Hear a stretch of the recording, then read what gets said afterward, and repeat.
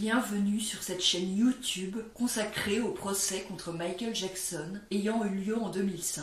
Sur cette chaîne, je résume le procès jour après jour en m'appuyant sur la retranscription du procès venant du tribunal de Santa Maria en Californie. Si vous ne l'avez pas déjà fait, je vous recommande fortement de visionner mes vidéos précédentes afin d'avoir une vision précise du déroulement de ce procès et de prendre connaissance de l'ensemble des informations. Dans la vidéo d'aujourd'hui, je vais résumer le déroulement du procès le 9 mai 2005, 47e jour du procès après la sélection du jury. La défense appelle comme témoin Francine Contreras, Francine Orozco avant son mariage. Elle a travaillé à Neverland à partir de 1991 pendant 2 ans. Elle connaissait Adrienne McManus qu'elle considérait alors comme une bonne amie. Adrienne McManus ne lui a rien dit sur les accusations et lui parlait toujours positivement de Michael Jackson. Elle a arrêté de parler à Adrienne McManus quand celle-ci a déposé une plainte contre Michael Jackson. Elle a eu l'occasion de visiter la maison d'Adrienne McManus à Santa Maria et a vu une pièce avec des objets appartenant à Michael Jackson qui venaient de Neverland. Chapeau, pyjama, montre, t-shirt. Elle a vu plusieurs fois Adrienne McManus emmener des vêtements de Michael Jackson en disant qu'elle allait les repasser, mais il y avait un chapeau et on ne peut pas repasser un chapeau. Des employés de Neverland devaient emballer des cadeaux de Noël pour des enfants dans le besoin et Adrienne McManus a pris des jouets pour son fils. La défense appelle comme témoin Gail Goforth. Elle a commencé à travailler à Neverland en 1989 comme femme de ménage, puis est devenue superviseure du ménage en 1990 jusqu'en 2002. Elle connaissait Adrienne McManus, Ralph Chacon et Kassim Abdul. En 1994, Adrienne McManus a arrêté de venir travailler. Elle dit qu'Adrienne McManus avait changé d'attitude quand elle était devenue chargée de nettoyer la chambre de Michael Jackson, comme si elle était au-dessus de tout le monde. Elle était souvent absente. Gail Goforth confirme avoir déjà vu les Arvizo à Neverland et dit que Janet lui avait dit qu'elle était inquiète pour la santé de Gavin et qu'ils avaient des problèmes d'argent et qu'elle voulait travailler à Neverland et déménager à proximité de Neverland. Gail Goforth a cherché à la dissuader et Janet lui a dit qu'elle était prête à dormir dans sa voiture pour ça, car elle avait besoin d'argent. Elle a parfois eu l'occasion de voir Michael Jackson boire de l'alcool pendant les repas. Elle n'a pas vu d'alcool dans sa chambre. Elle dit qu'elle n'a jamais vu Michael Jackson changer ses vêtements dans sa chambre devant elle, car il était très discret. Elle dit qu'elle a démissionné de Neverland après un arrangement qui avait été fait pour vendre des objets de Neverland. Un supérieur lui avait demandé de le faire. Ensuite, elle a été disciplinée car il ne fallait pas le faire.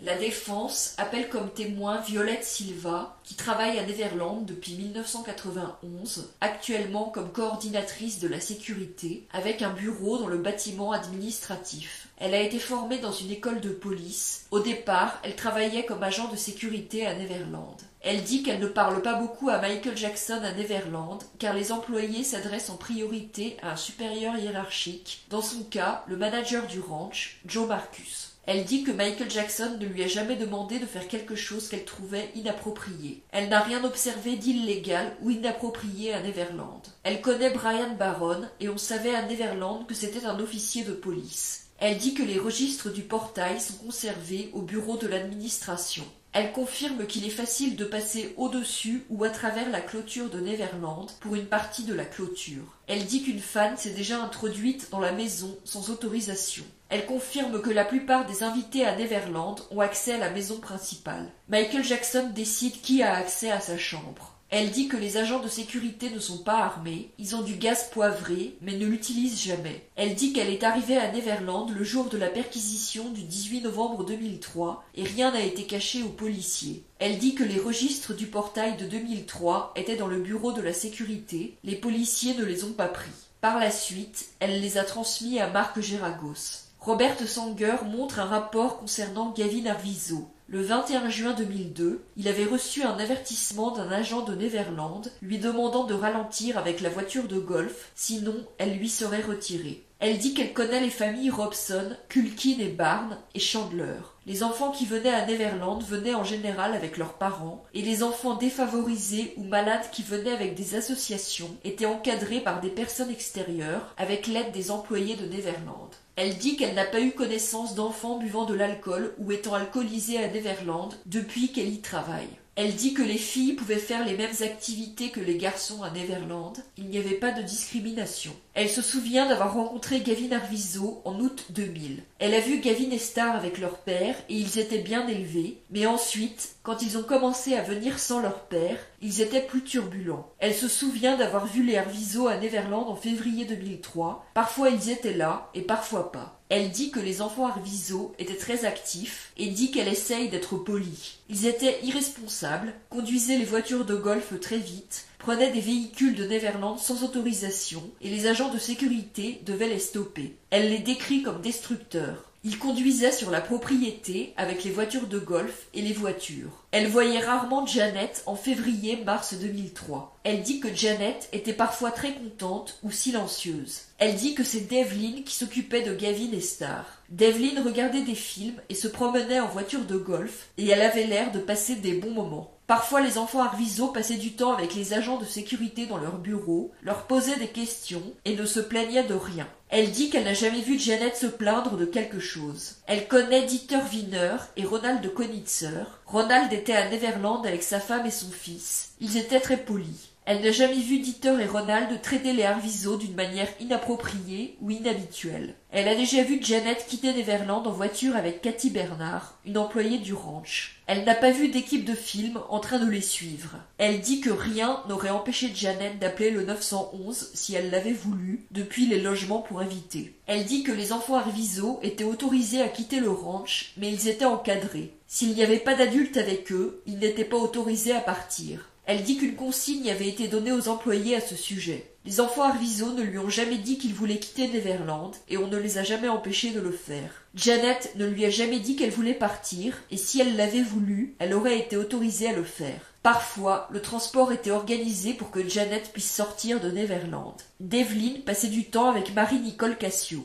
Gavin et Star passaient du temps ensemble, parfois avec un fils Cassio et un petit-fils de Marlon Brando, Shane Brando. Contre-interrogée par Tom Snedden, elle dit qu'elle se souvient d'avoir vu le père de Brett Barnes et Brett parfois sans ses parents à Neverland. Elle dit qu'il séjournait dans la maison, mais elle ne sait pas où, et même chose pour Wade Robson quand il était là, et Jordan Chandler. Macaulay Culkin venait avec ses parents quand il était enfant, et séjournait aussi dans la maison. Elle confirme que Frank Cassio a commencé à travailler pour Michael Jackson en 2000, c'était un ami proche de Michael Jackson. Elle a vu parfois Michael Jackson et Frank Cassio discuter ensemble en février-mars 2003, jamais Michael Jackson et Dieter, ni Michael Jackson et Ronald. Elle confirme que Gavin et Shane Brando ont eu un accident de voiture de golf en février 2003 en se rentrant l'un dans l'autre et que Shane Brando était en faute. Les voitures de golf leur ont été retirées. Elle n'a jamais vu Michael Jackson utiliser de téléphone portable. Elle ne se souvient pas avoir vu d'interaction entre Michael Jackson et les garçons Arvizo en février-mars 2003, à part peut-être un dîner au Tipeee. Elle confirme que la consigne écrite qui avait été notée pour ne pas laisser sortir les enfants Arvizo n'avait pas été faite pour d'autres enfants. Elle dit que cette consigne était due au fait qu'ils prenaient des véhicules de Neverland sans autorisation. Elle confirme avoir reçu un jour dans son bureau des magazines provenant de bagages de Michael Jackson qui étaient pornographiques. Elle confirme que la consigne notée du 19 février 2003 sur les Arvizo concernait seulement cette date et pas après. Elle confirme que l'ensemble de la famille Cassio se faisait appeler aussi Tyson. Elle dit qu'en tant que mère, elle ne serait pas inquiète que ses enfants séjournent à Neverland, mais certaines activités l'inquiéteraient. Elle est déjà venue pour Family Day avec ses filles à Neverland.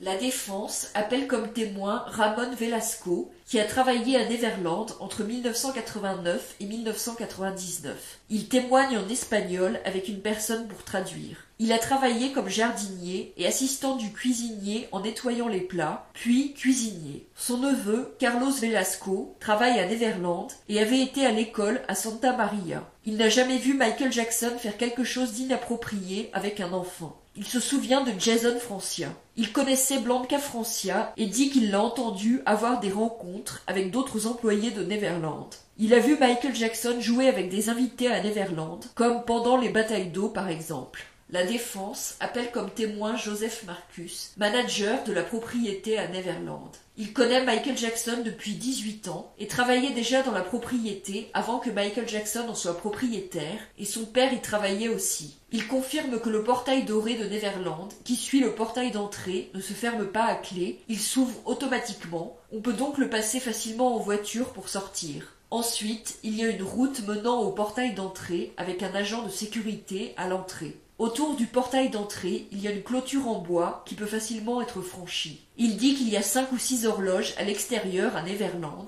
et il y en a aussi plusieurs dans la maison. Il est devenu manager du ranch en 2002, après avoir travaillé dans la maintenance et la sécurité. Il est le supérieur hiérarchique à Neverland, qui vient immédiatement après Michael Jackson. Il dit qu'il n'a rien observé d'illégal à Neverland à l'époque où il était agent de sécurité. Il n'a jamais vu Michael Jackson faire quoi que ce soit d'inapproprié avec ses invités, adultes ou enfants. Il se souvient d'avoir vu les Arvizo pour la première fois à Neverland quand Gavin était malade du cancer. En février-mars 2003, il a vu les Arvizo à Neverland. Gavin et Star s'amusaient et il les trouvait un peu destructeurs parfois. Pendant cette période, il n'a rien vu suggérant que les Arvizo voulaient partir et n'étaient pas autorisés à partir. Ils avaient l'air contents d'être là. Gavin et Star n'étaient pas respectueux de la propriété, des voitures de golf, ils ont fait des graffitis. Il a parfois vu Janet en dehors des bâtiments et elle avait l'air de s'amuser. Elle parlait avec les employés du ménage ou les chefs et Dieter Wiener. Il l'a déjà vue à l'intérieur de la maison,